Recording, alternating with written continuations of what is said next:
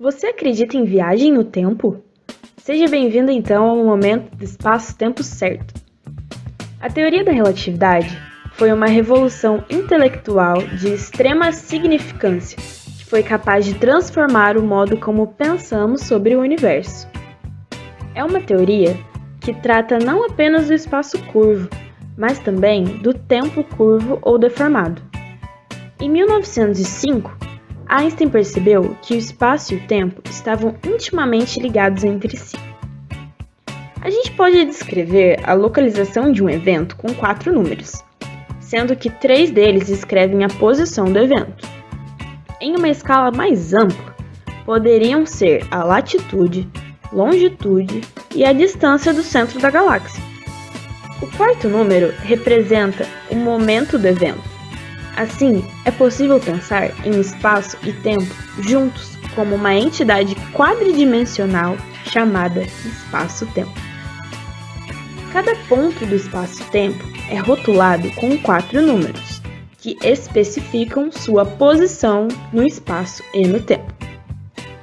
Fazer essa combinação do espaço e do tempo no espaço-tempo parece algo um tanto trivial se fosse possível desenrolá-los de uma forma única.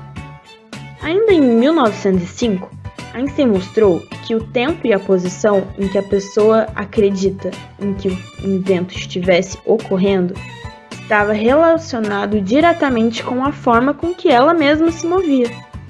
Isso significa que o tempo e o espaço estavam realmente ligados entre si. Assim, para viajar no tempo, só precisamos então de uma espaçonave que se desloque acima da velocidade da luz. Simples. Infelizmente, Einstein demonstrou no mesmo artigo que seria necessário cada vez mais potência no foguete para acelerar uma espaçonave à medida que ela se aproximasse da velocidade da luz. Desse modo, precisaríamos de uma quantidade infinita de energia para ultrapassar essa medida. O artigo de Einstein parecia impossibilitar a viagem no tempo para o passado. Também sugeria que a viagem espacial para outras estrelas seria um processo muito lento e chato. Se não pudéssemos viajar mais rápido do que a luz, um bate-volta para a estrela mais próxima levaria no mínimo 8 anos. Para o centro da galáxia, então, seriam necessários 50 mil anos. Se a espaçonave chegasse muito perto da velocidade da luz, poderia parecer para as pessoas a bordo que a viagem ao centro da galáxia levaria apenas alguns anos. Mas isso não serviria de nada se todo mundo que você conhecesse estivesse morto quando você voltasse, né?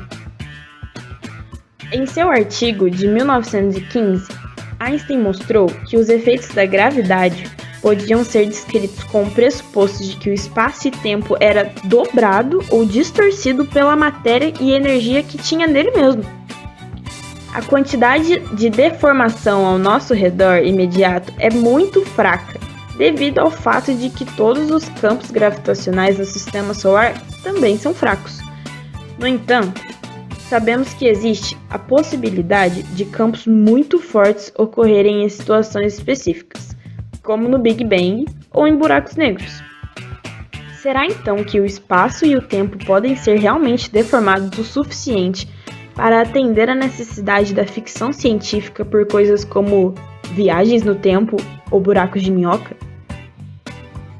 Todas as evidências apontam que o universo começou no Big Bang sem o tipo de deformação necessária para uma viagem ao passado. Como não podemos mudar a maneira como o universo começou, essa questão da viagem no tempo passa pela possibilidade de um dia nós mesmos sermos capazes de distorcer o espaço-tempo e que nós mesmos consigamos realizar esse feito.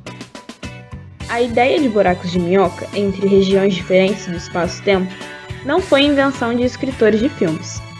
Ela veio de uma fonte muito pertinente. Em 1935, Einstein e Rosen escreveram um artigo mostrando que a relatividade geral permitiu o que eles chamam de pontes. Hoje nós conhecemos como buracos de minhoca. Já foi sugerido que talvez fosse possível uma civilização avançada manter um buraco de minhoca aberto. Para isso, ou melhor, para curvar o espaço-tempo de qualquer outra maneira, a fim de permitir a viagem no tempo, precisamos de uma região do espaço-tempo com uma curvatura negativa, ou seja, uma energia negativa. Desse jeito, as leis clássicas da física teriam impedido qualquer chance da gente viajar no tempo. Entretanto, as leis clássicas foram substituídas por leis quânticas baseadas no princípio da incerteza. Ou seja, a teoria quântica permite que a densidade de energia seja negativa em alguns pontos, contanto que seja compensada pela densidade de energia positiva em outros, de modo que a energia total do sistema permaneça positiva. Existe um exemplo de como a teoria quântica pode admitir essa densidade de energia negativa. E isso ocorre em um evento que chamamos de efeito Casimir. Stephen Hawking explica no seu livro, mas é bem complexo. Tudo isso serve para a gente perceber que talvez com uma evolução da ciência e tecnologia, realmente uma população futura consiga encontrar a resposta de como criar um buraco de minhoca e assim conseguir resolver a charada da viagem no tempo. Poderíamos então ter esperança de que à medida que avançássemos na ciência e na tecnologia, construiremos uma máquina do tempo. Porém, Stephen Hawking se pergunta, se esse é o caso, por que ninguém ainda voltou do futuro e nos disse como fazer? Uma forma possível de explicar a ausência de visitantes do futuro seria dizer que o passado é fixo, pois, ao observá-lo, vemos que ele não tem o tipo de curvatura necessária para permitir a viagem de volta do futuro. Por outro lado, o futuro é desconhecido e aberto, de modo que pode perfeitamente ter a curvatura exigida, e isso significa que qualquer viagem no tempo ficaria confinada somente ao futuro. Mas então quais seriam as opções de viagem para o futuro? A opção 1 seria velocidade. Einstein afirmou que o tempo desacelera e se torna mais rápido dependendo da velocidade com que você se move pelo espaço. Ou seja, quanto mais rápido estamos, mais devagar o tempo passa. Assim, seria fácil ir para o futuro rapidamente comparando com o tempo de outras pessoas em outros lugares. A opção 2 é a gravidade. A gravidade também afeta a rapidez ou a lentidão que o tempo passa, pois a gravidade dos grandes objetos tem a capacidade de dobrar o espaço-tempo, como vimos no filme Interestelar. Aliás, é um filme que, querendo ou não, aborda a viagem no tempo de um jeito diferente. Nós conseguimos, além de tudo, ver as consequências de uma alteração no tempo feita por uma população futura, proveniente dos embriões do plano B, antes mesmo deles iniciarem a missão da Endurance. Essas alterações no tempo são algumas das anomalias gravitacionais que aparecem, além do buraco de minhoca, e no fim vemos também o cubo quindimensional dentro do buraco negro, que supostamente eles colocaram lá para dar ao Cooper controle sobre o espaço-tempo, e assim mandar as mensagens que ele mesmo recebeu no passado. E, além disso, uma nova mensagem para a filha sobre os dados novos do buraco negro. Além disso, Cooper faz uma grande viagem para o futuro do tempo que se passa na Terra, depois que ele passou por aquele planeta, com a dilatação temporal drástica. Mas a viagem para o passado então não tem como? Stephen Hawking já deu sua opinião sobre isso, e Carl Sagan tinha a opinião de que podem existir viagens no tempo e que eles estejam vivendo entre nós escondidos. Escondidos por quê? Porque simplesmente o maior problema da viagem ao passado seria a alteração que o viajante ou a própria viagem faria na linha do tempo. Assim, existem algumas hipóteses do que poderia acontecer caso a viagem do tempo fosse realmente possível. Nós conseguimos remeter a alguns filmes de ficção científica que já trataram sobre o assunto. Stephen Hawking, em seu livro, tenta explicar um pouco essas duas hipóteses. A primeira, ele chama de abordagem das histórias consistentes. Ele afirma que mesmo se o espaço-tempo seja dobrado a modo de permitir viagens ao passado, o que acontece deve ser uma solução compatível com o que já existe. Ou seja, você não poderia voltar no tempo a menos que a história mostrasse que você já chegou no passado e enquanto você esteve lá você não alterou absolutamente nada da história. Alguns filmes de exemplo são Harry Potter e o Prisioneiro de Azkaban, onde a linha do tempo é a mesma e não houve nenhuma alteração, como também o próprio filme Interestelar e Dois Macacos.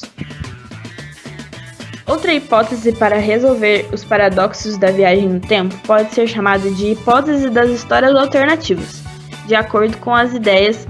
Quando os viajantes do tempo voltam ao passado, entram em histórias alternativas que diferem do registro histórico, ou seja, são as histórias em que os viajantes alteram as histórias de algum jeito, e isso acaba que cria uma realidade paralela com uma história diferente da original, que também tem um final diferente.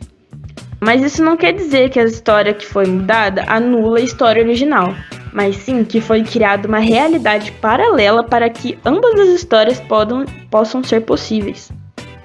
Um filme que aborda isso é De Volta para o Futuro, e um exemplo de série é Dark. Mas e a história de que se eu voltar no tempo eu não posso ver eu mesmo? O físico Jack Porn confirmou que a partícula poderia sim interagir com ela mesma no passado. Porém, isso entraria na hipótese de realidades alternativas, como o gato de Schrödinger, ou seja, poderiam existir várias realidades paralelas onde a partícula interage ou não com ela mesma, criando realidades sobrepostas que tudo pode acontecer. Concluindo, Stephen Hawking afirma que a viagem espacial rápida e a viagem no tempo não podem ser descartadas. Segundo nosso tal entendimento, elas causariam grandes problemas de lógica, então vamos torcer para que a lei de proteção de cronologia impeça que as pessoas voltem no tempo para matar os próprios pais. No entanto, fãs de ficção científica não precisam se desesperar, pois ainda existe esperança para essa teoria. É isso, até a próxima!